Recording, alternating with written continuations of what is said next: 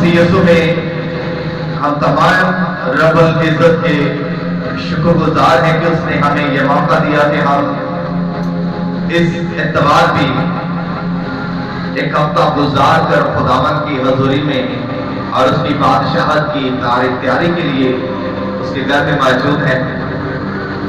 सो जैसा कि हम तमाम जानते हैं कि आज हमारे पैगाम का जो मज़मून है, मैं कैसी जमीन, और बहुत सारों को बेशतर ही ये टॉपिक सेट कर दिया जाता है ताकि ज़हनी तौर पर वो अपने आप को तैयार करे कि हमने इस टॉपिक पर खुदा का कलाम सुनना है।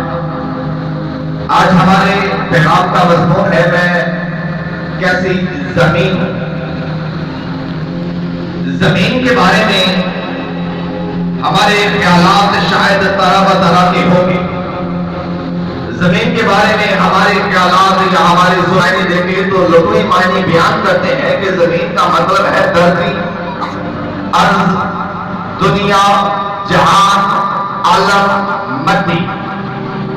ये सारे लफ्ज मिलकर जमीन को बयान करते हैं। अगर धरती का लफ्ज इस्तेमाल होता है तो इसका मतलब है कि जमीन के बारे में बयान किया जा रहा है।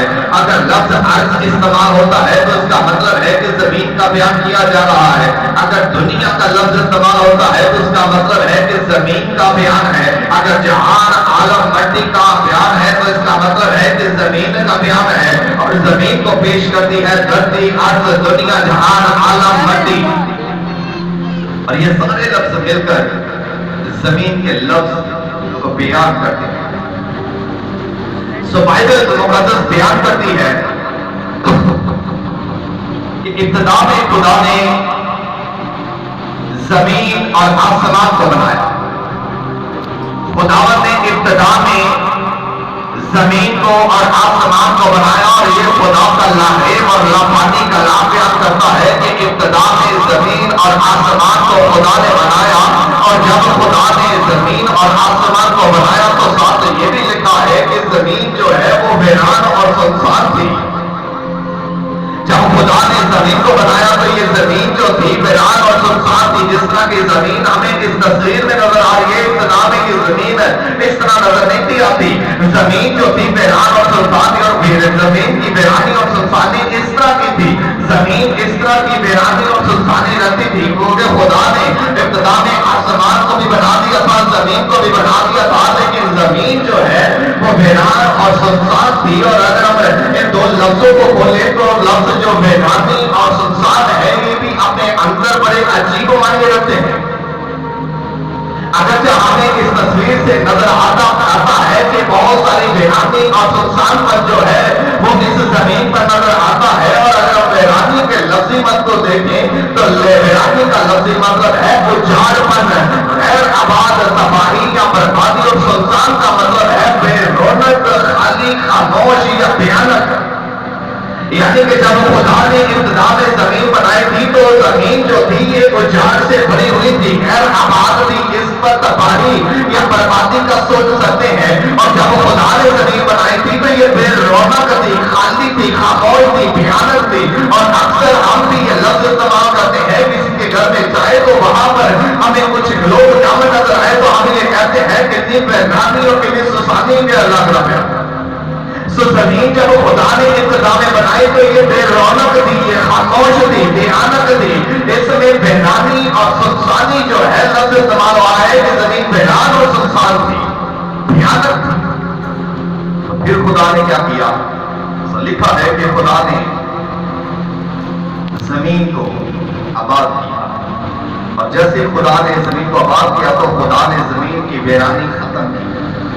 और जब खुदा ने जमीन की वीरानी खत्म की तो खुदा ने जमीन पर दरख्त उगाए, खुदा ने जमीन पर फूल लगाए, और खुदा ने जमीन को खूबसूरत किया। और खुदा ने जमीन पर सूरज, चांद, सितारों को मुकर्रर किया। और खुदा ने इस जमीन की वीरानी को, वो उजाड़पन को खत्म किया। और अब खुदावन ने इसकी वीरानी को खत्म किया और खुदा इसको आबाद करने के लिए, खुदा अब इसको बहुत खूबसूरत बनाने के लिए इस पर काम कर रहा है। और बाइबल बयान करती है कि खुदा ने फिजा को बनाया, और खुदा ने फिजा को पानी से अलग किया, और खुदा ने तमाम तरह के दरख्त लगाए, खुदा ने घास लगाया, खुदा ने बीज डाल کو ختم کیا اور اس پر خداوند نے رونق بخشی. اور رونق خدا نے کیسے بخشی کہ خدا نے اس پر پرندے بنائے, خدا نے اس پر حیوان بنائے, خدا نے اس پر جانور بنائے, خدا نے مچھلیاں بنائی, یعنی کہ یہ سب کچھ بنا کر خداوند نے اس زمین کو جو ہے رونق بخش دی ہے. اس زمین کو خدا نے آباد کر دیا ہے, لیکن ابھی تک اس زمین کی رونق ادھوری ہے. ابھی تک اس زمین پر یہ سب کچھ بن چکا ہے, لیکن مرکز جو ہے وہ ابھی نہیں بنا. اور اب خداوند زمین کو اور زیادہ رونق بنانے والا ہے. خدا نے آسمان بنا دیے ہے, خدا نے سورج چاند ستارے بنا دیے ہیں, خدا نے درخت لگا دیے ہیں, پودے لگا دیے ہیں, خدا نے گھاس اگا دیا ہے, جانور بنا دیے ہیں, پرندے بنا دیے ہیں, مچھلیاں بنا دیا, سب کچھ خدا نے بنا دیا اور زمین کو بڑا خوبصورت کر دیا ہے. لیکن ابھی تک زمین کی رونق باقی ہے. اور اب خداوند نے سوچا کہ کافی دن گزر چکے ہیں کہ میں نے ان تمام کو تخلیق کر لیا ہے, میں نے ان تمام کو بنا لیا ہے, میں نے اس زمین کو خوبصورت کر دیا ہے. اب میں اس زمین کو رونق بخشوں گا اور اب میں اس زمین کا ایک وارث بناؤں گا. تو تب جب خداوند نے چھٹے دن میں زمین کی مٹی کو سانا اور خدا نے اس کے مٹی میں سے خداوند نے آدم کو بنایا. اور جیسے ہی خدا نے آدم کو بنایا تو لکھا ہے کہ خدا نے آدم کے نسلوں میں زندگی کا دم پھونکا اور آدم زندگی جان ہوا. اور کئی برسوں سالوں مہینوں تک یہ آدم جو ہے اس زمین کی رونق بنا رہا اور اس نے باقی آدم کے اندر کام کیے. اور جب خدا نے دیکھا کہ آدم اکیلا ہے اور اس کا اکیلا رہنا ٹھیک نہیں, تو خداوند نے اس کی معرفت ہے ایک اس کے لیے ایک ساتھی بنایا. خداوند ہے ان دونوں کو ملاتا ہے, اور جب خدا نے ان دونوں کو ملایا تو خدا نے ان دونوں کو جب نکاح کے بندھن میں, جب پاک عقد میں, پاک رشتہ میں باندھ دیا تو خدا نے اپنا ہاتھ بنایا. خدا نے ان کو برکت دی اور اب برکت دینے کے لیے خداوند ان کو کہتا ہے پھلو بڑھو اور زمین کو معمور و محفوظ کرو. خداوند نے آدم اور ہوا کو بنایا اور زمین کو رونق بخشی. اور خداوند نے اب یہ رونق بڑھانے کا جو ذمہ ہے وہ آدم اور ہوا کو برکت کی صورت میں دے دیا ہے. اور اب خدا آدم اور ہوا سے کہتا ہے کہ اب تم اس زمین کی رونق کو بڑھاؤ, یعنی کہ بڑھو بڑھو اور زمین کو معمور و محفوظ کرو. میں نے تمہیں بنایا ہے, اب تم زمین پر رونق کو بڑھا دو. اور خداوند نے ان کو برکت دی اور برکت دے کر خداوند نے زمین پر ان کو آباد کیا. بائبل بیان کرتی ہے کہ خداوند نے ابراہیم سے کلام کیا اور خدا نے ابراہیم سے کہا, اور خدا ابراہیم سے کہتا ہے کہ دیکھ میں تیری نسل کو آسمان کے ستاروں کی مانند بڑھاؤں گا. اب خداوند نے ابراہیم سے کلام کیا ہے, خدا آدم سے کہتا ہے زمین کو بڑھاؤ, اور پھر خدا ابراہیم سے کہتا ہے کہ زمین کو بڑھا اور میں تجھے برکت دوں گا. تیری اولاد جو ہے وہ آسمان کے ستاروں کی مانند ہوگی. تیری اولاد کا کوئی شمار نہیں کر سکے گا. اگر کوئی آسمان پر میرے بنائے ہوئے ستاروں کو گن سکتا ہے تو وہ تیری اولاد کو بھی گنے گا. اور بائبل بیان کرتی ہے کہ خروج کی کتاب میں اگر جائے تو خروج کی کتاب اس کے پہلے باب میں لکھا ہے کہ خداوند کے لوگ اتنے بڑھ چکے تھے کہ مصری بھی پریشان تھے. خروج اس کے پہلے باب میں لکھا ہے کہ مصری جو تھے وہ اسرائیلیوں کو دیکھ کر پریشان تھے, حیران تھے. اور فرعون جو کہتا ہے کہ یہ تو اسرائیلی بڑھتے چلے جا رہے ہیں, بڑھتے چلے جا رہے ہیں, کہیں ایسا نہ ہو کہ یہ ہمارے ملک میں بڑھے اور ہم پر ہی قابض ہو جائے. اور تب لکھا ہے, خروج کی کتاب میں لکھا ہے کہ فرعون نے اپنے وزیروں اور حاکموں کو بلا کر کہا کہ ان اسرائیلیوں کو دکھ دو, تنگ کرو اور ان کو ذلت اور رسوائی کا شکار بناؤ, ان کی مخالفت کرو تاکہ یہ آگے نہ بڑھے, تاکہ ان کا شمار آگے نہ جائے, تاکہ یہ رضاعت میں کام رہ جائے. لیکن فرعون کے حاکم نہیں جانتے, فرعون نہیں جانتا کہ خدا یہوہ پاک نے ان کے باپ آدم کو برکت دیا ہے. خدا یہوہ پاک خدا نے ان کے باپ ابراہیم کو برکت دی اور وعدہ کیا ہے کہ میں تیری اولاد کو آسمان کے ستاروں کی مانند بناؤں گا. یہ ان کی اولاد کو روکنے کے چکر میں ہے, ان کی مخالفت کرتے ہیں, ان کو تنگ کرتے ہیں, پریشان کرتے ہیں, ان کو ذلت اور دکھ کا سامنا کرنا پڑتا ہے. لیکن بائبل بیان کرتی ہے کہ اسرائیلیوں کو جتنا وہ تنگ کرتے تھے اتنے ہی وہ بڑھتے چلے گئے, اتنے ہی ان کی تعداد بڑھتی گئی, اتنے ہی وہ تعداد میں زیادہ ہوتے گئے. اور زبور 115 اور اس کی 14 آیت میں لکھا ہے خدا تم کو بڑھائے, تم کو اور تمہاری اولاد. یہ ایک دعا ہے. اکثر خدا کے خادمین بھی اپنے لوگوں کو یہی دعا دیتے ہیں, خدا برکت دے. اور برکت کا لفظ ہے ایسا کہ اپنے اندر میں بڑا خوبصورت معنی رکھتا ہے خدا برکت ہے، اس کا مطلب ہے خدا تم کو بڑھائے. اور یہاں پر زبور بھی کہتا ہے کہ خدا تم کو بڑھائے اور تم کو تمہاری اولاد کو.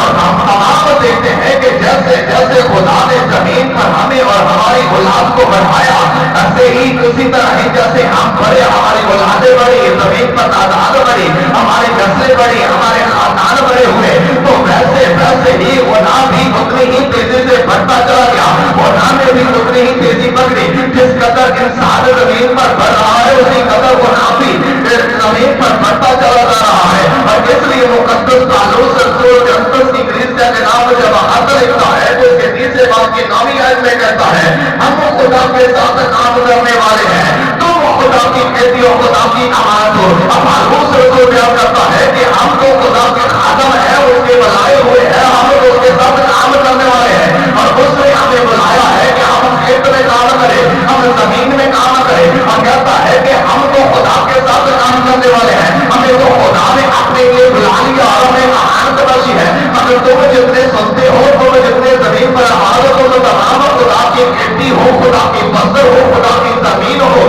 اس کا مطلب ہے کہ ہم تمام خدا کی خاص ملکیت ہے. اور خدا نے خاص ملکیت کے لیے نوکروں کا چناؤ کیا ہوا ہے، خادموں کا چناؤ کیا ہے، تاکہ اس فصل میں کام کیا جائے، تاکہ اس فصل کو پانی دیا جائے، تاکہ اس فصل کو چوک سے بچایا جائے، تاکہ اس فصل کو تمام طرح کی بیماریوں سے بچایا جائے. ہم تو اس کے ساتھ کام کرتے ہیں، مگر دونوں خدا کی امانت ہو، دونوں خدا کی کھیتی ہو، دونوں خدا کی زمین ہو، دونوں خدا کی فصل ہو.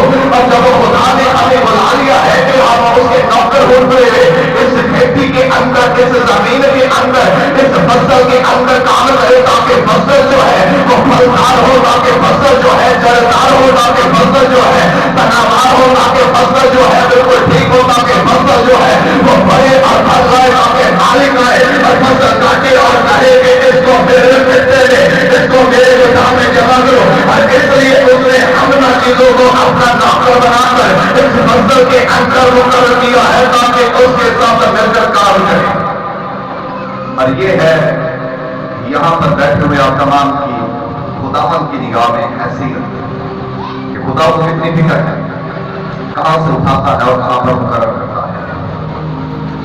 اور متی کی انجیل میں اگر جائیں تو متی 13 کے باب لکھا ہے کہ آپ جھیل کے کنارے بیٹھے، اور جیسے ہی جھیل کے کنارے آپ بیٹھے تو ایک بڑی بھیڑ نے، ایک بڑے ہجوم نے آپ کو گھیر لیا.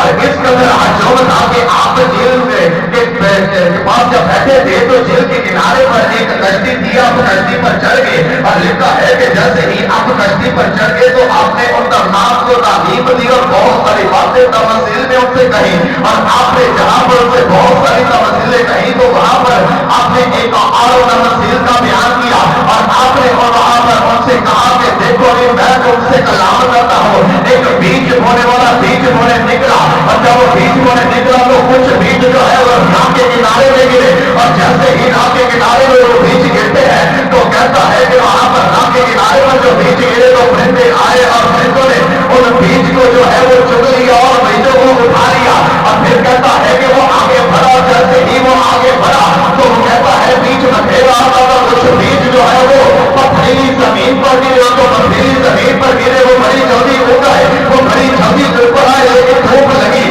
اور ان کو مٹی نہ ملی، گہری مٹی نہ ملے گے سب سے وہ کیا ہوا کہ وہ کہتا ہے وہاں سے وہ پھر آگے بڑھا. اس نے بیجوں کو پھر کھیلا، پھر بکھیرا. اور جب اس نے بیجوں کو بکھیرا تو کچھ بیج جو ہے وہ جھاڑیوں میں گرے. اور جو جھاڑیوں میں گرے تو کہتا ہے کہ جھاڑیوں میں گرے تو ضرور ہو گئے تو ضرور، لیکن جھاڑیوں نے دبا لیا. اور کچھ بیج جو ہے وہ اچھی زمین پر گرے، اور جو اچھی زمین پر گرے وہ بہت سا پھل لائے اور ان کو اچھی جگہ پر رکھا گیا. اب یسوع سیدھے سے تمثیل سے بنے اور تمثیل میں جب باتیں کی تو تمثیل میں باتیں کرتے ہوئے یسوع نے ان کو بتا دیا کہ بیج بونے والا بیج بونے کے لیے نکلا. اور جب وہ بیج بونے نکلا ہے وہ بیج بوتے بوتے راستے میں کچھ گرے ہیں، پرندوں نے اٹھا لیا. بیج بوتے بوتے کچھ پتھریلی زمین پر گرے ہیں، بڑی جلدی اگے ہیں لیکن جلد ہی وہ جل گئے ہیں.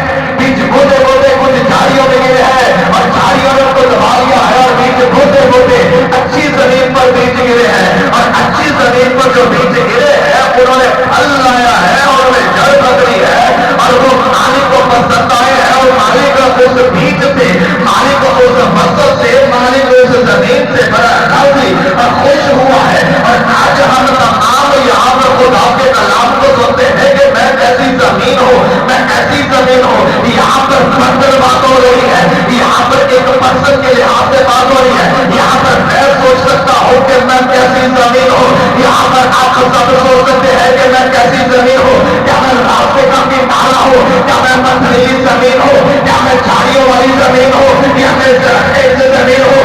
आज मुझे पर हर एतबार को आपका कलाम जो है वो बीज की तरह उसका नौकर फेंक देता है। हर एतबार को आपका कलाम बीज की तरह वो आपका नौकर आता है और फेंक जाता है। क्या ये बीज मेरे अंदर जड़ पकड़ता है? क्या मुझ में बहुत सारी फिक्रें पाई जाती है? क्या मैं तरह तरह की मुश्किल रखता हूँ? और लिखा है कि जब आपने ये तमसील कही तो शकील हैरान थे और शकील बड़े परेशान थे। और शकील कहते हैं रब्बी को बातें हमें फिर से क्यों कहता है? हमें तो बात से बता, हमें तो समझा के ये बातें तूने कैसे और क्यों कर कही है? और रब्बी कहता है कि मैं तो बाप के कलाम को पूरा करता हूँ, क्योंकि मेरे हक में पेश गोया की गई है, मेरे हक में नबियों पे अमरों ने कहा है, मेरे हक में नबियों पे अमर बोले हैं कि मैं तमसील से बातें करूंगा। और अब रब्बी ने उनको समझाया कि बीच बोने वाले की तमसील सुनो। जब कोई बादशाही का कलाम सुनता है, जब बादशाही का कलाम हमें सुनाया जाता है, हम सुन रहे हैं, हम नहीं समझते, सुन रहे हैं लेकिन समझते नहीं है। तो ये दर हकीकत कलाम जो है वो बीज है, और जो रास्ते के किनारे पे गिरा और जिसको चुग लिया गया वो परिंदे नहीं, वो प्लीज है। हमें खुदा का कलाम सुनने को मिलता है, लेकिन हम उस कलाम को सुनते नहीं, और शरीर आता है और शरीर आकर उस कलाम को छीन कर ले जाता है। और ये वो बीज है जो राह के किनारे पर गिरा और जो पथरीली जमीन पर गिरा, जल्दी उग तो आया मगर जल्दी ही सूख गया। क्योंकि ये वो कलाम है जो कलाम को सुनता और खुशी से कबूल भी कर लेता है, लेकिन अंदर जल्दी रखता, अंदर कोई खासियत नहीं रखता, अंदर कोई असलियत नहीं रखता, अंदर कोई वैल्यू नहीं रखता, और अंदर मट्टी ना होने के सबब से जल्द सूख जाता है, जल जाता है और जल्द ही खत्म हो जाता है। और कहता है जो झाड़ियों में गिरे, ये वो है जो कलाम को सुनते हैं और दुनिया की फिक्र और दोस्त का प्रेम उस कलाम को दबा लेता है और वो बेफल रह जाता है। और जो अच्छी जमीन पर बोया गया, ये वो कलाम है जो कलाम को सुनता और समझता है और फल भी लाता है, 100 गुना, 60 गुना, 30 गुना। आज खुदा हमें कह रहा है मैं कैसी जमीन, ये खुदा का नौकर है, ये खुदा का नौकर है और ये है हम। मैं कैसी जमीन, क्या मैं रास्ते के किनारा हूं, क्या मैं पथरीली जमीन हूं, क्या मैं झाड़ियों वाली जमीन हूं या जरखेज जमीन हूं? आज खुदा हमसे सवाल कर रहा है। अगर मैं खुदा के कलाम को सुनता और समझता, और अगर मुझे लगा कि खुदा मेरे साथ हम कलाम है, उसका मतलब है कि खुदा चाहता है कि ये बीज जो है फल लाए, जड़ पकड़े। लेकिन माजरत के साथ जब खुदा का रूह हमसे हम कलाम होता है, जब खुदा का कलाम जो है हमसे बयान किया जाता है, और जब खुदा का नौकर जो है बीज को फेंक रहा होता है, तो नौकर सिर्फ एक जगह पर बीज नहीं बिताता, बल्कि नौकर की ड्यूटी है कि वो सबके ऊपर पूरे खेत में बीज में गिरे और पूरे खेत का ध्यान रखे, पूरे खेत को अपनी निगाह में रखे, और पूरे खेत का जिम्मा जो है वो मालिक ने अपने नौकर को दिया है। और इसलिए बाइबल में लिखा है कि मालिक जो है वो नौकर को भेजता है ताकि खेत को देखा जाए, ताकि खेत में फसल बोई जाए। और जब मालिक आए तो मालिक से शाबाश सुने। लेकिन यहाँ पर जब खुदा का कलाम हमें दिया जाता है, हमें समझाया जाता है, हमारे अंदर बोला जाता है, तो शायद हम पथरीली जमीन पर जाते हैं और ज्यादा कैफियत हमें पथरीली जमीन की मिलती है, और उससे कम हमें मिलता है कि झाड़ियों वाली जमीन है। हमें दुनिया की फिक्रें खाई जाती है, हमें घर की फिक्रें खाई जाती है, हमें कारोबार की फिक्रें खाई जाती है। मगर खुदा का कलाम कहता है कि अपनी सारी फिक्रें उसी पर डाल दो, क्योंकि उसे तुम्हारी फिक्र है। हम अपनी फिक्र आप करते हैं और अपनी फिक्र आप करके हम अपने बालों को सफेद या काला नहीं कर सकते। और इसलिए कलाम कहता है कि तुम अपनी फिक्र खुदा में डालो। हम बीज तो लेते हैं, हमारे अंदर बीज तो आता है, लेकिन दुनिया की फिक्रें उस बीज को खा जाती है। और हमें बीज दिया जाता है, हमारे दिल की शक्ति जो है वो जमीन नहीं रखती, जरखेज पर नहीं रखती, और बीज ना तो उगता है ना तो फल आता है। अगर फल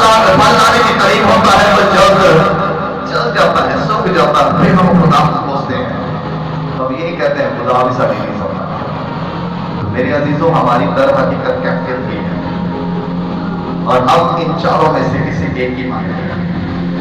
और अगर शख्सी तौर पर अपना जायजा लें तो हमें अंदाजा होगा कि हम कौन सी जमीन है। शायद इस जमीन वाले तो हम बहुत कम निकले हैं, लेकिन हमने अच्छी जमीन बनना है ताकि अच्छी जमीन में फल जो है वो आए और मालिक इससे खुश हो। मेरे तमाम मोहतरम अजीज बहन भाइयों, अपने सरों को झुकाकर